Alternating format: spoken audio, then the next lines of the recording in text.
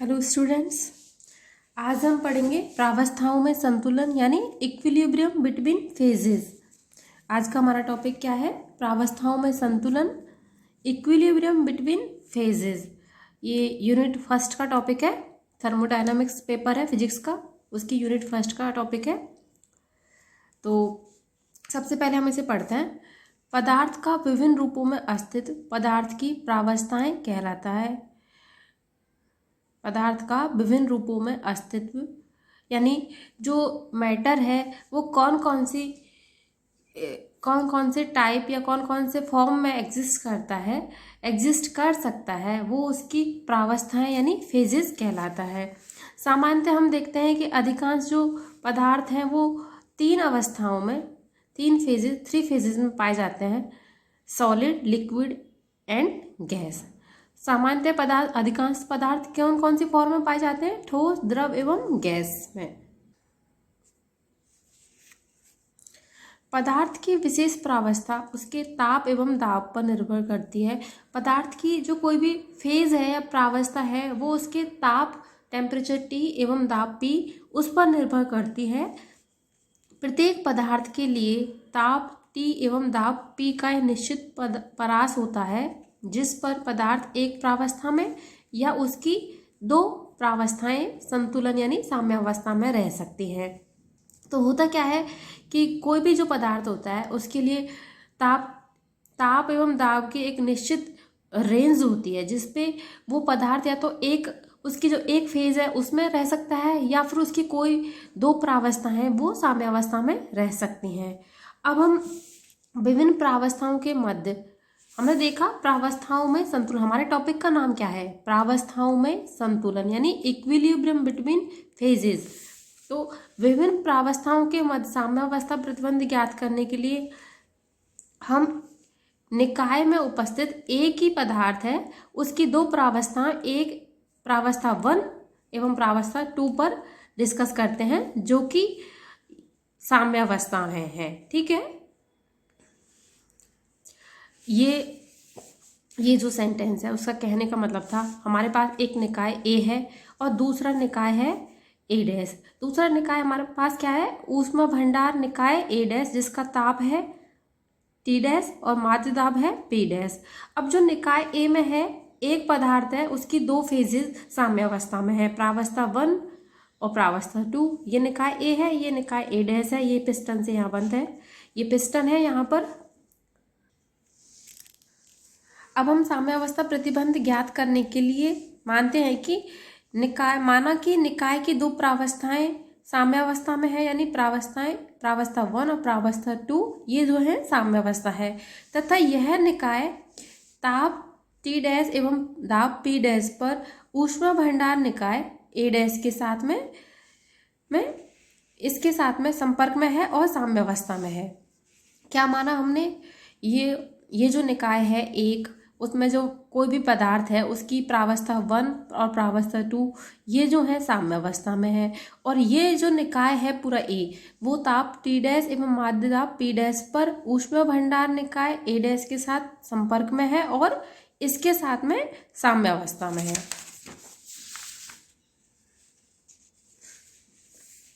अब पिछले जो हमने वीडियो में देखा एक जो टॉपिक पढ़ा था कि निकाय के ऊष्मा भंडार के संपर्क में रहने के लिए निकाय के ऊष्मा भंडार के संपर्क में साम्यावस्था प्रतिबंध, वहां से हमने जाना कि कोई भी जो निकाय है उसके ऊष्मा भंडार निकाय कोई जो निकाय है वो ऊष्मा भंडार निकाय के साथ साम्यावस्था में होता है।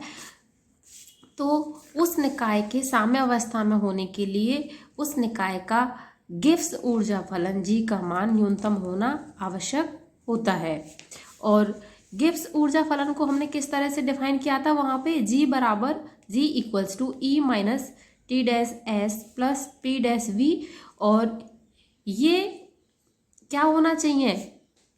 निकाय के ऊष्मा भंडार के साथ संपर्क में साम्यावस्था के लिए G का मान न्यूनतम होना चाहिए, तो ये हमने कर दिया न्यूनतम। इसे हमने नाम दे दिया इक्वेशन 1। यहाँ G capital G, capital E, capital S एवं कैपिटल B यहाँ जी, ई, एस एवं बी निकाय, कौन सा वाले निकाय की बात कर रहे हैं? निकाय ए, निकाय ए, जिसमें जो पदार्थ है उसकी दो प्रावस्थाएं साम्यावस्था में है।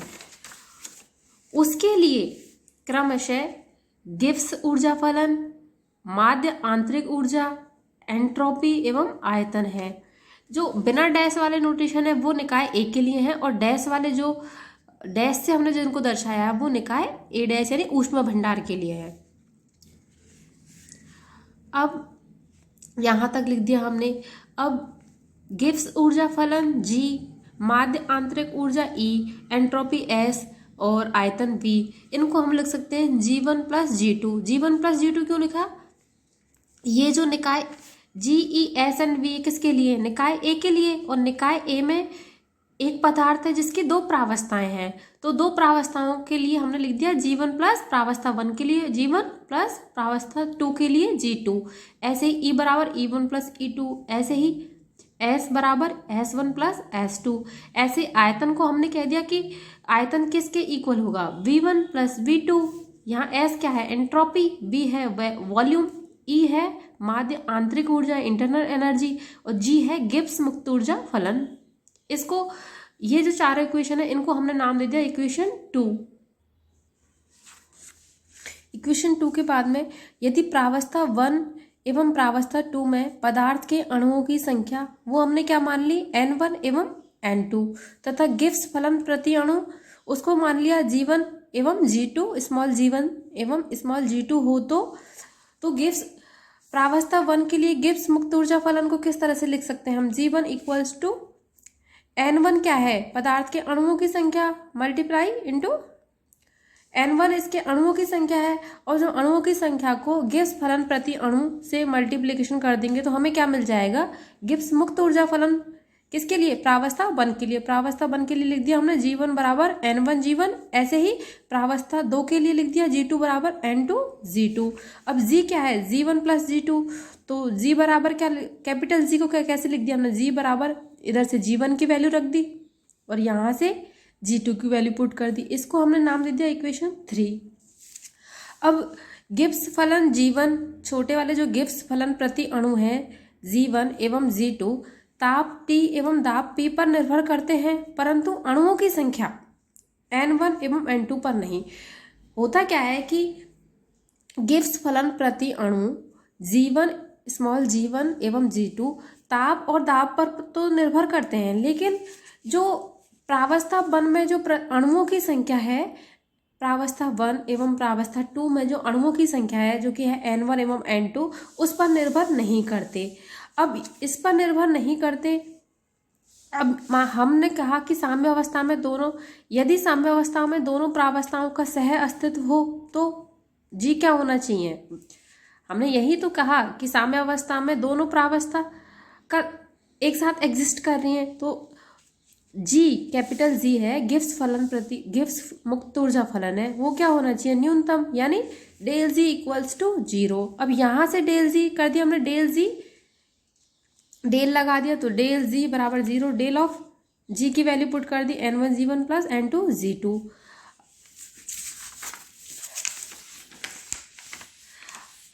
अब नेक्स्ट स्टेप क्या हो जाएगा? डेल है, लेकिन हमने कहा कि G1 एवं G2 तो T और P पर निर्भर करते हैं, परंतु अणुओं की संख्या पर निर्भर नहीं करते। ठीक है, तो नेक्स्ट स्टेप क्या हो जाएगा? G1 del N1 plus G2 del N2 equals to 0। इसको हमने नाम दे दिया इक्वेशन 4। लेकिन निकाय के लिए क्या है? N1 प्लस N2 बराबर क्या है? N, जो कि है कांस्टेंट। निकाय में प्रावस्था 1 में है, ये क्या है? N1 एवं N2 क्या है? गिब्स फलन प्रति अणु पदार्थ में N1 क्या है? जो निकाय ए माना था हमने, उसमें प्रावस्था 1 एवं प्रावस्था 2 में पदार्थ के अणुओं की संख्या है, तो अणुओं की संख्या तो फिक्स है, कांस्टेंट है, तो उसको हमने n के इक्वल रख दिया पूरे निकाय a में, और वो क्या हुआ कांस्टेंट, इसलिए क्या आ जाएगा del n1 plus del n2 equals to 0। तो डेल n, यहाँ से डेल n2 की वैल्यू क्या आ गई माइनस ऑफ डेल n1।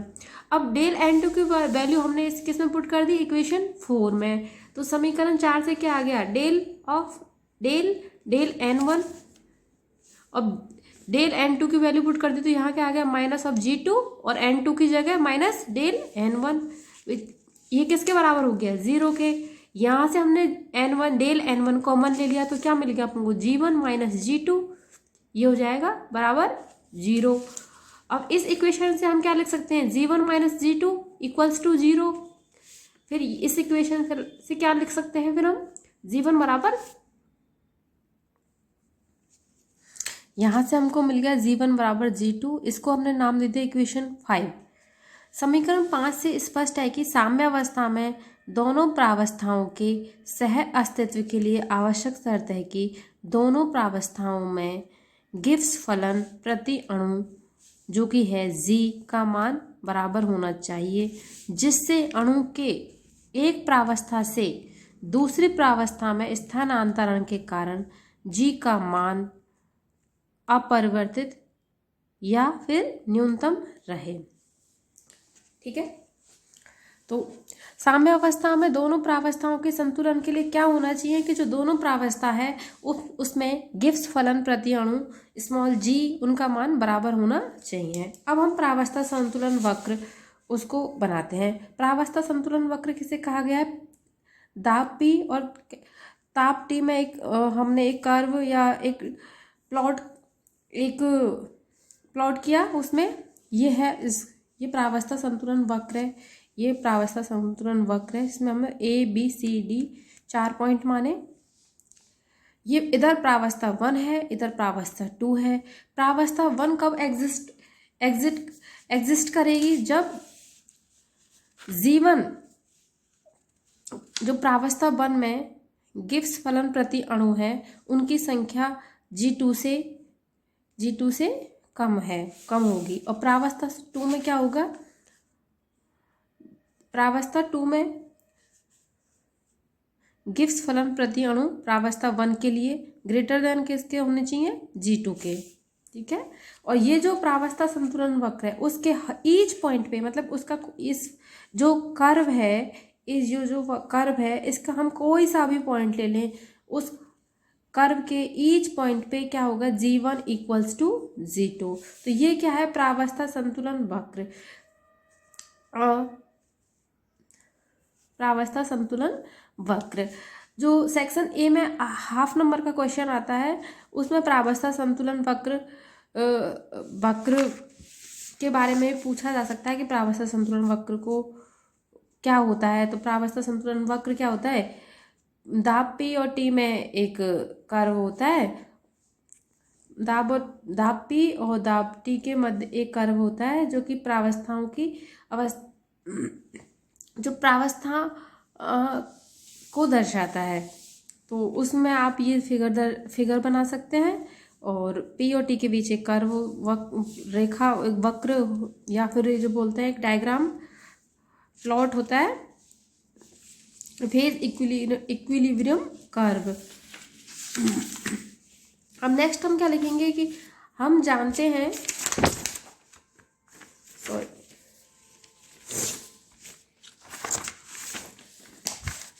अब ये जो फेज इक्विलिब्रियम कर्व है, एक बार इसको हम ड्रॉ कर लेते हैं। फेज इक्विलिब्रियम कर्व, इससे हम क्या क्या कह सकते हैं,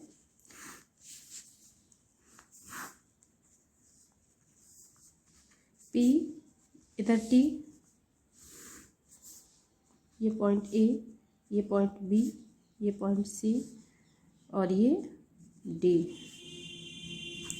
यहाँ है G1 बराबर G2, इधर G1 ग्रेटर देन G2, ये है प्रावस्था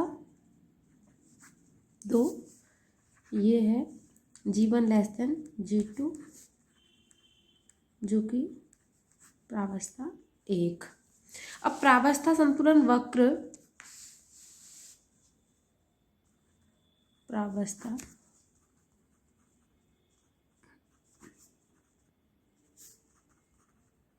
फेज इक्विलिब्रियम कर्व। इससे हम क्या क्या कंक्लूजन निकाल सकते हैं, एक बार वो देखते हैं। तो ये फेज इक्विलिब्रियम कर्व है हमारे पास में।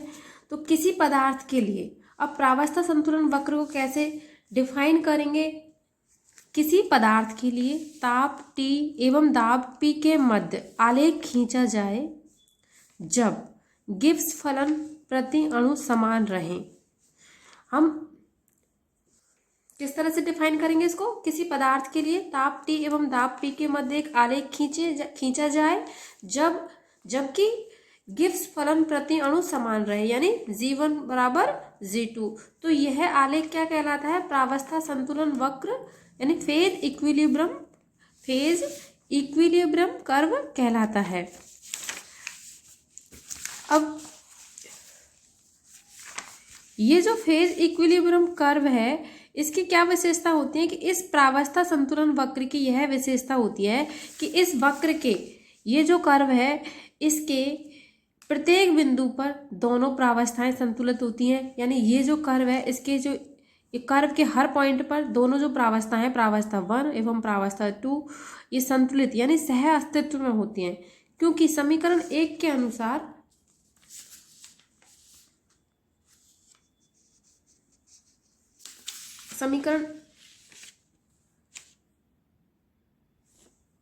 क्योंकि इस कर्व के जो हर पॉइंट पर क्या होता है, निकाय का कुल गिब्स फलन G, जो कि कैपिटल G होता है, उसका मान क्या होता है, न्यूनतम होता है। और पदार्थ के प्रावस्था जो 1 है, और जो पदार्थ के प्रावस्था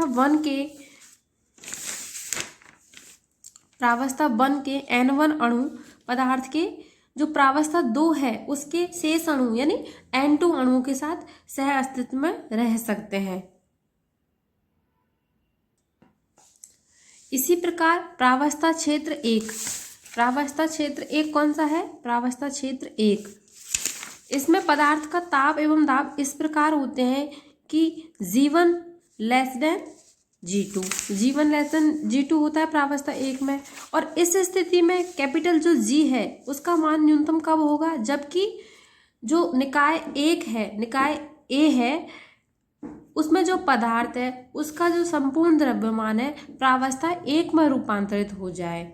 इस स्थिति में क्या हो जाएगा, G बराबर क्या हो जाएगा, N/G1, क्योंकि हमने लिखा था कि G बराबर N1/G1 प्लस N2/G2। तो यहाँ हम कह रहे हैं कि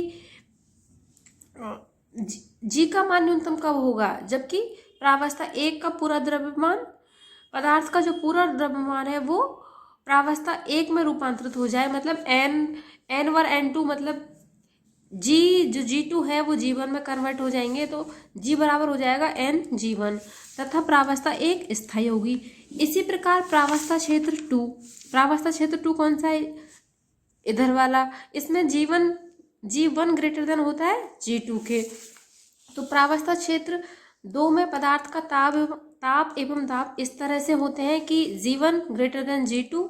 और इस स्थिति में G का मान न्यूनतम कब होगा, हम G का मान न्यूनतम के लिए क्यों कह रहे हैं, G का मान इसलिए न्यूनतम के लिए कह रहे हैं कि कोई भी जो निकाय है उसके ऊष्मा भंडार निकाय के साथ साम्य अवस्था में रहने के लिए गिब्स फलन जिसे कैपिटल G से डिनोट कर रहे हैं उसका मान न्यूनतम होना चाहिए। ये आवश्यक शर्त है। जैसा हमने पिछले जो डेरिवेशन किया था, निकाय के ऊष्मा भंडार के संपर्क में रहने पर साम्य अवस्था प्रतिबंध के लिए क्या शर्त होनी चाहिए, वहां से हमने देखा था कि कैपिटल G का मान न्यूनतम होना चाहिए, तभी वो निकाय ऊष्मा भंडार के साथ में साम्य अवस्था में होगा। तो G का मान न्यूनतम कब होगा, जबकि पदार्थ का संपूर्ण द्रव्यमान प्रावस्था 2 में रूपांतरित हो जाए। और इस स्थिति में कैपिटल G क्या होगा, N/G2 और तथा हमारी प्रावस्था 2 स्थायी होगी। यानी ये प्रावस्था 1 है, प्रावस्था 2 और प्रावस्था संतुलन वक्र है, इसके हर पॉइंट पे G1 बराबर G2 होगा। और इसके हर पॉइंट पे पदार्थ की दोनों प्रावस्थाएं, प्रावस्था 1 और प्रावस्था 2, ये दोनों संतुलित होती हैं या फिर कह सकते हैं ये सह अस्तित्व में होती हैं।